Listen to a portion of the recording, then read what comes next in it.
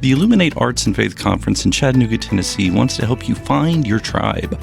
Do you get way too excited about quoting Wendell Berry or C.S. Lewis in conversations with coworkers? Does your Spotify playlist include hymns, a little jazz, and a whole lot of Andrew Peterson? Join your tribe at Illuminate March 31 and April 1 for education and inspiration from speakers Russ Ramsey, Douglas McKelvey, John Hendricks, and others. Find a complete list of session topics and ticket information at southern.edu/illuminate.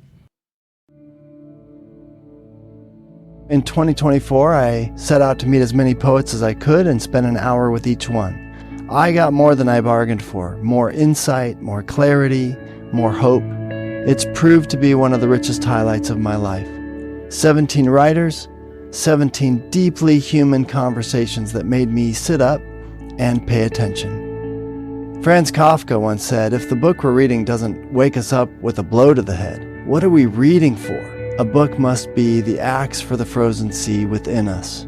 And that's what I hope this new book will do. I hope it wakes us up, my friends. I hope these conversations will be the catalyst for something to be reawakened, re-enchanted, and reinvigorated. It's called An Axe for the Frozen Sea, Conversations with Poets About What Matters Most. I'm Ben Palpin, and I hope you'll come and listen in as I spend a little time with poets like Lucy Shaw, Malcolm Guite, Dana Gioia, and Lee Young Lee. Pull up a chair at the table as we dig into what it means to write well and to live well. An Axe for the Frozen Sea is now available from Rabbit Room Press. Visit the store at rabbitroom.com, or better yet, ask about it at your favorite bookseller. With the truth and materials concept, it's just like, okay, we can design things like it's really kind of ramshackle and falling down and has a lot of character. But if it's made out of wood, let's draw that wood in a way that wood is worked. So it's either carved or it's sawn, or honed with an axe. It's not inflated. It's not polished. Welcome to the Habit Podcast, conversations with writers about writing. I'm Jonathan Rogers, your host. Garrett Taylor is the art director for the Wingfeather Saga television series. The new Art of Wingfeather book features beautiful work from Garrett and his teams. I actually did some of the writing for that book and spent a lot of time talking with Garrett in the process. I was always struck by how thoughtful he was about things I'd never known to be thoughtful about. So I was very glad to be able to sit down again with Garrett Taylor and reminisce about old times when we were working on the Art of Wingfeather together. Garrett Taylor, I'm so happy to have you on the Habit Podcast today. Thanks for being here. Yeah, I'm excited to do this. Thanks for having me. Yeah, so you're the art director for the Wingfeather Saga TV series. Did I say that? Right. I got that right, correct? Yep, animated TV series, yep. Yeah, animated TV series, yes, that's the word I left out. And so I'm really excited to talk to you about, I always have storytellers on this podcast, but I don't usually have visual storytellers on the podcast. So I'm really excited about talking to you about some of the kind of choices that a person who tells stories in pictures, the kind of choices y'all make. Yeah. And I know we've talked at some length about this in the past, as this new Art of Wingfeather. I say new. The Art of Wingfeather book came out in the last, in the last month or two. Yeah, it's new. It's new. Yeah, it's fresh. Yeah. And so I helped a little bit with some of the writing on that, and so we've had some conversations. So I'm excited about sharing. I always loved talking about these things with you and the rest of the team, and so I'm looking forward to sharing some of your insights with the listeners of the Habit Podcast. Awesome. I want to start with y'all. You could have done photorealism for this series, and you chose not to. You chose to do something else. Yep. Tell me about that choice. Why did you? People have gotten pretty used to pretty realistic stuff in animation, and you decided to do something else. Yeah, I think that's a great question. There's just the way that the kind of animation has progressed over time. We remember like the old Disney cartoons, 101 Dalmatians or Lion King. And Yeah. it was very much like a drawing that was colored, and it came to life, and that had its own technical method of creating that, flip book style. But as technology progressed, so we got into, the initiation of Pixar and CG animation. And then just as just skill and technique, everything did get more and more photoreal. And so we see that in some of the more recent Pixar, Disney shows where it's just like, wow, this could be photographed, toys or stop motion style where it's actually taken by a photo. And that has its own appeal, and obviously a big following. But I do think that just the way, styles shift over time, there's basically an appetite right now to see things a little bit more hand touched. And I think, at any time we see art, there's a freshness to a brush stroke. Like if you see just how a dry brush goes across a canvas, that captures a certain energy that speaks of the artist. Yeah. And so I think for our whole team, we were really hoping to capture a bit of that energy. And to do that, we decided on kind of a hand painted storybook style, with actually digitally hand painted backgrounds. And so, there were some challenges in getting the characters to meld with the backgrounds and such, but overall it's been a very successful, I think. The other facet of that is that it just allowed us to be able to create a more quality looking product for our kind of scope and budget, which worked out well. When you say painted backgrounds, could you distinguish, how is your painted background different from the backgrounds in, say, I don't know, Toy Story or something like that? Yeah, that's a good question. So in the old style Disney, so say Lion King, those were hand painted backgrounds as well. So back then, that was before, we had Photoshop and computers that were powerful enough to paint in. So folks would get their illustration board out and their gouache paints and airbrush and draw over their scene and then paint it. And then with the computer animation, like Pixar stuff, it was they would just model out, basically build the whole world, the trees, the buildings, the hay piles, and the streets and cars in the computer. So modeled, 3D, you could turn the camera around and see it all. And then they would just shoot the film within that. So the backgrounds kind of existed within the computers, you would say. You could move the camera within the world.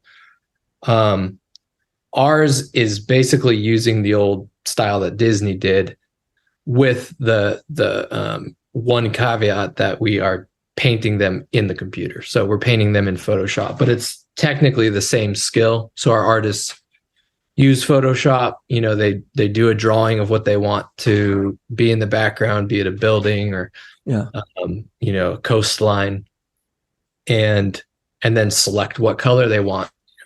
Use the slider to pick a certain color of blue. And we have these monitors that we can draw right onto. So the stylus connects with the monitor, and you just choose a brush shape and literally just start painting. So it feels like painting, but you're not having to get out the paints. You're not getting dirty. You've got it's as if you've got a background, a painted background the way you would in a play. Yep. And then you've got your characters are 3D. Is that exactly? Yeah. So again, just marrying technology with the kind of older sentiments of animation. We did model all of our characters, and when I say that, again, they're modeled in the computer in 3 dimensions. And so I like to think of the whole thing like a puppet show. I think it's the best way to describe it. Yeah. And in a Pixar style production, the puppet show, you would build the puppet in 3D and you would build the whole world in 3D as well, and then shoot within it.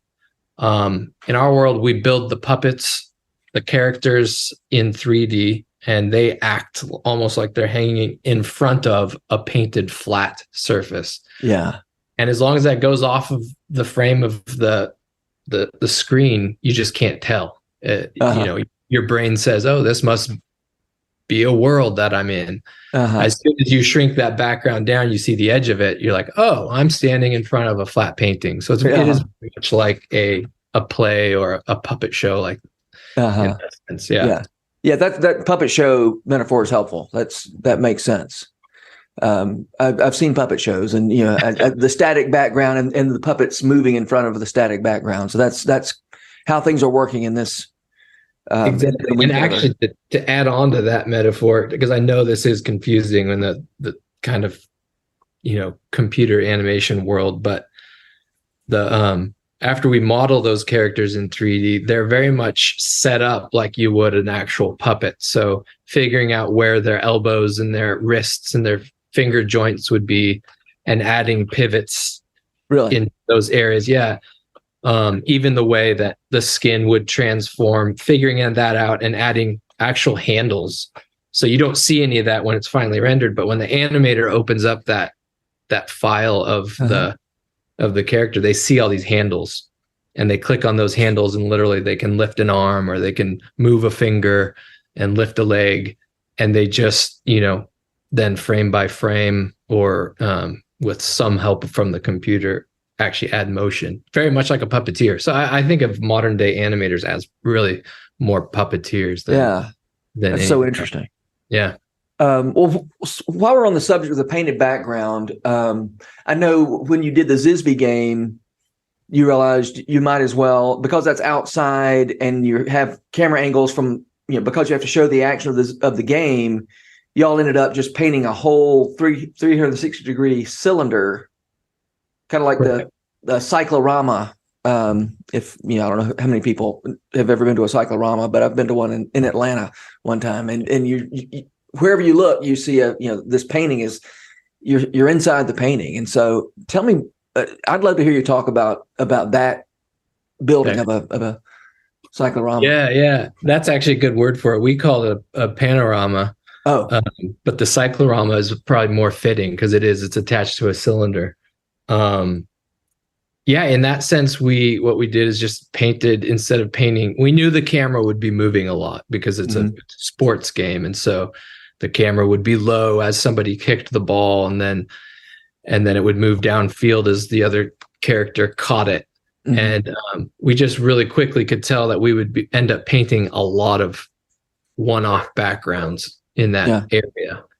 And so a way to kind of unify it and speed it up was to just paint one big background, and as you said, apply it to a cylinder in 3D space in the computer. And then our characters were just floating in front of that. But as long as the camera was in the right area, within kind of eye level, it just looked like you're in that world. And you could then turn the camera around, and that background would shift accordingly. Yeah, that's so interesting. Like a kind of a house of cards, but it worked well. It saved a lot of time. And I do remember you telling me about the that's great for backgrounds, but if you've got something that's in the foreground or the middle ground, you can't paint it on the cyclorama. So you had, like, there was a barn in there that you painted in face on, and then 3/4 from one side and 3/4 from the other side. Exactly. Drop in. Yeah, you can imagine that the tree line and the mountains in the background don't get a lot of shift as you move from one side of the field to the next, but that barn that was built right next to it would shift quite a bit. And so, that needed to be painted from both sides in the front. And then there was just some rock walls that existed as kind of just cards, we call them, and they're just, painted flat planes that you could move around and dress into the scene that way. Well, probably some of this is hard to picture for somebody who's just listening, but they can see it in the Art of Wingfeather book, some of these things. So we tried to kind of walk everybody through that, because it is, it's a weird world to picture. When we're in it, it's just like, yeah, that's the way it works. But we're talking about computers, then we're talking about painting and cards and cameras. It gets odd. Yeah. Well, it's funny when I was talking with the artists about, all these things, your language, which makes perfect sense to you, is really, it's kind of hard to grasp for somebody who doesn't live in your world. And you'll say things like, well, I mean, they're just standing in front of a background and I'm thinking, well, the background's on a computer too. It's, we had some awkward conversations. So I was trying to understand even what you were talking about. Exactly. Like, what kind of reality are we talking about here? Yeah. Let's talk about a phrase I've heard you use more than once is truth of materials. So you, when y'all decided that you weren't going to be photorealistic, one way to go is that kind of super wonky Who Framed Roger Rabbit, almost like claymation type stuff. Yeah. Furniture, a dresser drawer that's so wonky that in real life it couldn't possibly open, for instance. And I know you have a background, I think, in construction or in furniture making or something, and you're really serious about what you call truth of materials. So I'd love to hear you talk about truth of materials and why that's important to you. Yeah, that is a phrase that we threw around a lot as we were starting to kind of decide on what kind of world we were building. Mm-hmm. One thing that Andrew and Chris, Andrew Peterson, the author, and Chris Wall, the showrunner on the Wingfeather Saga, both wanted to get into the story as a whole was a sense of stakes that this world, in this world, characters actually die, characters get hurt, houses burn down. And so in a world like that, it just didn't fit that we would go super cartoony with it, because you would end up feeling like it was all just make believe. But we wanted to give this story a sense of weight. And so as the art director, it was my job to kind of, describe visually what this world was going to look like. And there's a lot of directions we could take that. So the truth of materials came for me in just, the way things were constructed. And so like in a lot of the old Disney cartoons, things could get very wonky. So we'd have, there could be a board, say, that looked like it was bending in a way that boards just don't bend. Yeah. Or a chair that looked like it was inflated instead of carved. And so with the truth of materials concept, it's just like, okay, we can design things like it's really kind of ramshackle and falling down and has a lot of character. But if it's made out of wood, let's draw that wood in a way that wood is worked. So it's either carved or it's sawn, or honed with an axe. It's not inflated. It's not polished. So it's just the idea that with a chimney as well, where it would be made out of bricks, and in those old wonky cartoons, that chimney might just bend around like it's made out of rubber. But I wanted to still be able to get those interesting shapes of something that is falling over and might have a bend to it, but it's from shifting bricks and not bending bricks, if that makes sense. Yeah. So a lot of that kind of just observation of the real world and trying to bring that into a make-believe world to sell its ability. Yeah. Well, okay. I don't know if this is a corollary or an adjunct to truth of materials, or maybe it's just adjacent to it. I want to talk and think about a little bit Pete's Castle, the treehouse, and some choices you made there, because you make this remark in the Art of Wingfeather book. You could have done that as, even thought about maybe doing it as sort of an Ewok-y kind of thing that would just be made out of tree limbs and whatever. But you ended up making Pete's Castle out of salvaged materials from abandoned farmhouses around. Not that any of that's explained nobody explains that in the story. It's just we see it for ourselves, and that he's made this treehouse. I guess there are some limbs and things, but also out of junk that he's. I'd love to hear you talk about the process by which you arrived at that. For sure, yeah. It's interesting in animation, especially. I think in live action, you go shoot at a set, and you kind of get there's a lot that you get for free. There's actual mountains in the background. There's trees and stuff. But in animation, it's like everything that you see on screen has to be thought up and designed by artists. And so all of these locations, start with just usually a meeting with Andrew, with Chris, talking about, what is this area? What's this area, to the author, and then what is it in the kind of canon of the story. Mm-hmm. And so Pete's Treehouse was a good one, where it's like, is he out? You have to think about his backstory. Is he out here all by himself, just kind of building this tree fort for fun? Is he trying to make it look, fancy because he liked his castle back when he was living in the Shining Isle? And in this case, we imagined, Pete is there to kind of keep an eye on the children in Glipwood, and this is his home that he's built up in the trees, probably because he's trying to avoid getting eaten by all the creatures out there in Glipwood. And what materials would he use to do that? And then, we're thinking the history of that area is that since the creatures have kind of taken over, it's pushed people away from Glipwood Forest. So maybe there's some abandoned houses, and they've, he would just look around for boards that are already there rather than trying to mill his own wood in the forest.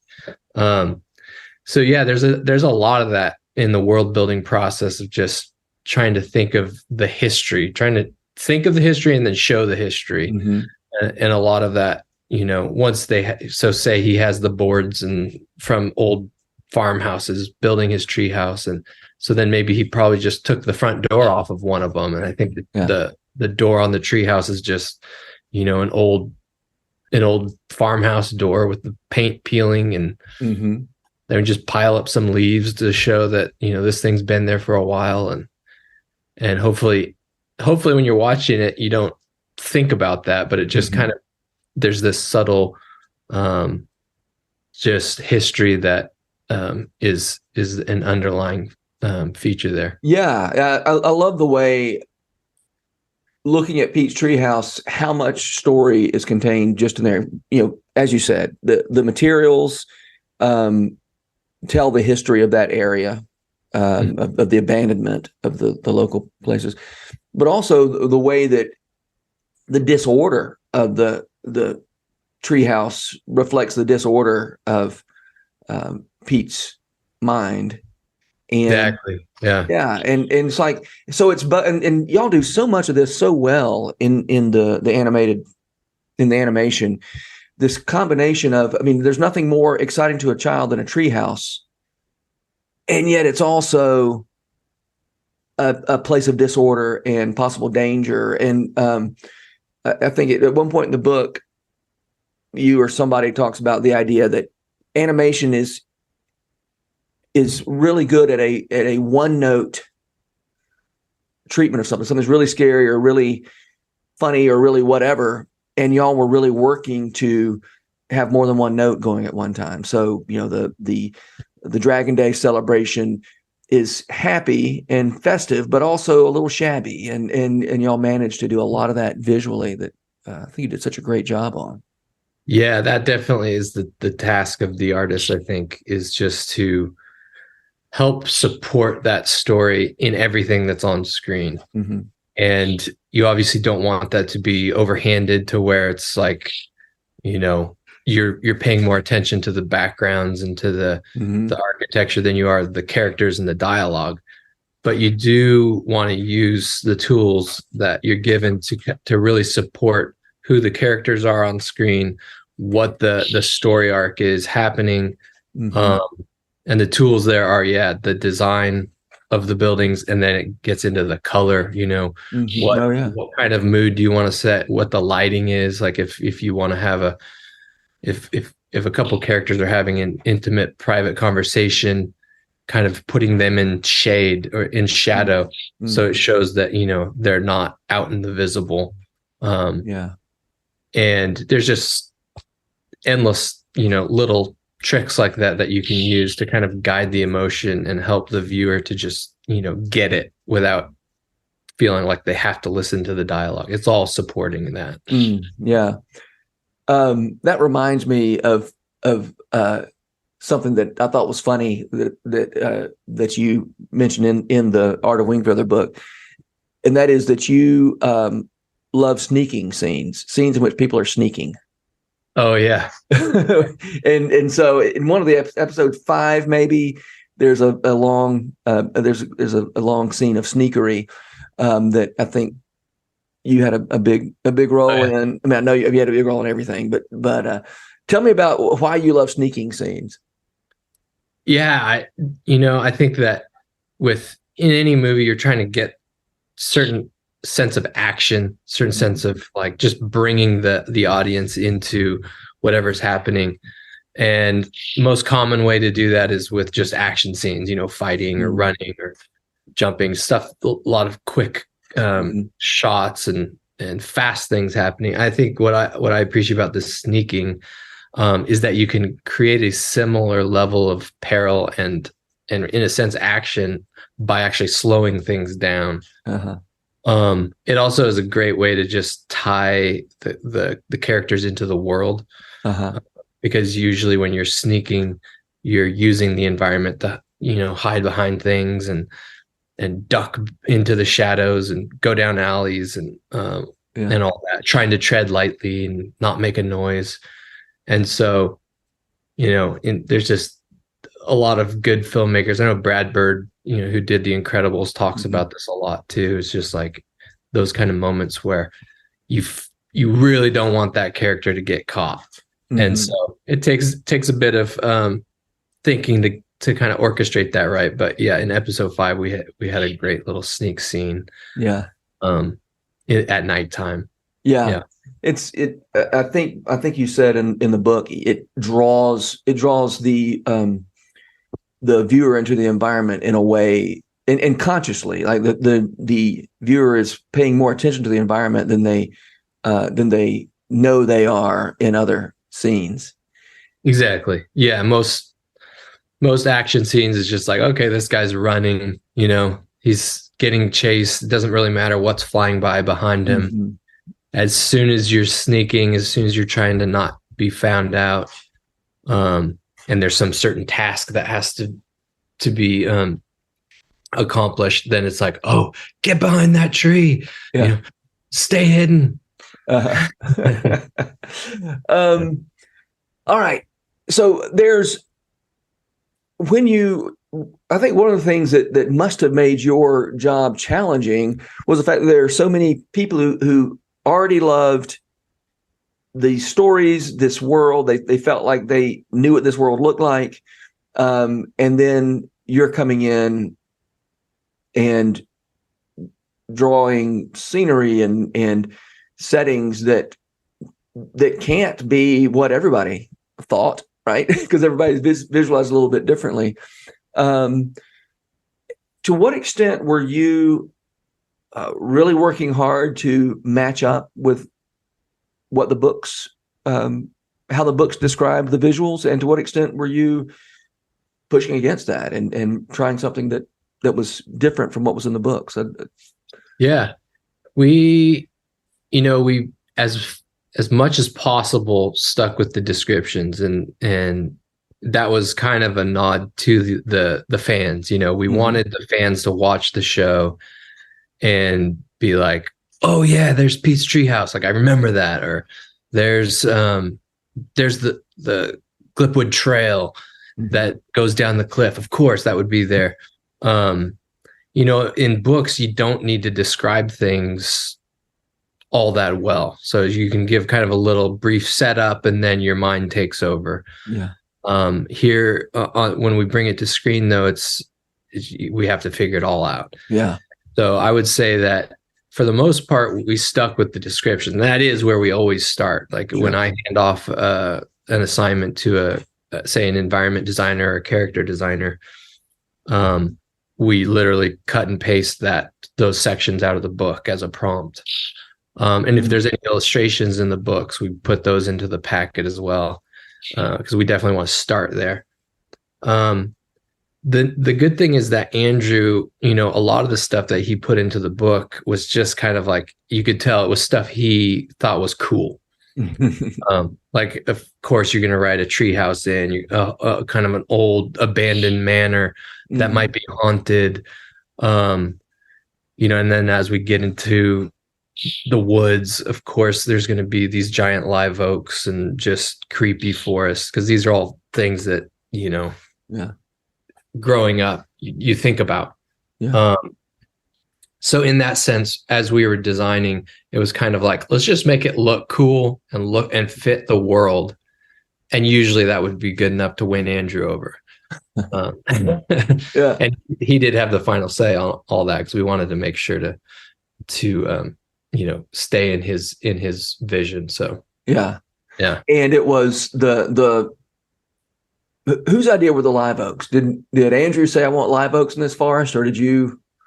That was Andrew. Yeah, we, when the task for Glipwood Forest came up, my first thing is always to just go do a big reference dive and Google, mysterious forest and, giant trees and concept art, and old paintings, whatever, and just build a kind of a montage of images. So I pitched a few of those, and Andrew was very emphatic that these needed to be live oaks and to reference Florida, because that's where he grew up. And so the live oaks in Florida and the South. And so then we started just doing some illustrations with those, and it was like, okay, yeah, that's it. Yeah. Those are some incredible trees, so it makes sense. I mean, yeah. Well, I'm sure since you grew up in the Pacific Northwest, your idea of big trees was probably wasn't the first thing to come to mind. Would be those. Yeah, exactly. Yeah, the trees I'm used to are much more vertical. Yeah. Yeah.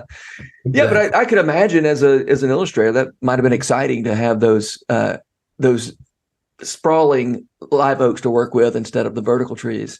It was, yeah, and it makes sense to the tree house, and then the bridge system that Pete had built, where they're just running through the canopy. That it would just be these giant live oaks. Yeah. Were there any are there any pine trees in this world? Any southern pines? You got southern oak trees. Any southern pines? I know. Once in season 2, we will cross the River Black and get into I guess it would be the northern Glipwood Forest, which is where the Stranders live. And we did try to change the foliage there, just to make it distinct. Yeah. We didn't get into the conifers yet, but they're much more vertical. I guess more maple, elm looking trees. And then at the end of season 2, we will get into the Stony Mountains and start to see some conifers. Okay. I'm looking forward to the conifers. And so y'all are, finishing up season 2, right? Are you already working on season 3 a little bit? Yeah, it's for TV, the seasons overlap. So we try to release a season once a year, but the season takes about 18 months to make. And so there's about 6 months of overlap. And so yeah, we're finishing up season 2. I'd say we've got about half of the episodes done, but quite a bit more work. Yeah. And then just starting in on season 3. So starting to design the Stony Mountains and Chimera. So exciting. Yeah, lots of cool stuff that we're going to see. There's a huge sled race down the mountains. This is season 3. Yeah. But lots to look. When do we know when season 2 starts releasing? It's, as far as I know, around April. Okay. Yeah. April of 24. April of 24. Yep. All right. And there might be some pre-release stuff. I know like we're having the Feather Fest that's in Nashville coming up here, and we're going to show the first episode of season 2. Oh, fun. Yeah. Yeah. Well, Garrett, I just love what y'all have done. You've I love hearing the way you thought through things and thinking through things that fiction writers like Andrew or like me don't have to think through. We don't have to think about what's in the background necessarily, but you do. And so thanks for the thought and the care and the love you put into this. You've done a great job. And I just love looking at that world. Well, cool. Yeah, it's a pleasure. I'm blessed to do it. So thanks for the time. Yeah, thanks for being here. All right, Jonathan. This podcast is brought to you by The Rabbit Room, where art nourishes community and community nourishes art. And all our podcasts are made possible by the generous support of our members. To learn more about us, visit rabbitroom.com, and to become a member, rabbitroom.com/donate.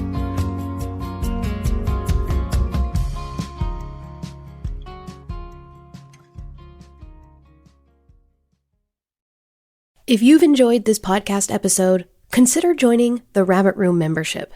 Your membership helps sustain this community, funding everything from publishing and podcasts and theater productions to events and programs that support artists who create with a Christ-centered vision. We'd love to have you on board. Learn more at rabbitroom.com/member.